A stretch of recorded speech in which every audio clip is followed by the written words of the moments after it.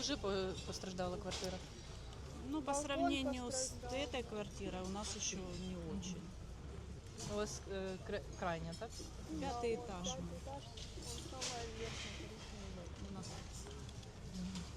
А ви не знаєте, де перебували квартиранти на Дома. дома? да. Дети выбежали, слава богу. Со всеми все Ну, все живы, здоровы, конечно. Слава богу, да. А у котрій це сталося приблизно по часу? Ну, это, наверное, где-то часов 12. В 12 начала першого. Да.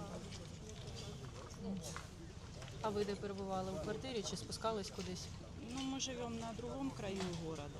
Мы были в квартире, да. Мы были у Ну, себя. мы слышали, как оно Очень, да. снижалось. Ну, чутно було на все місто, я так розумію, так? Да.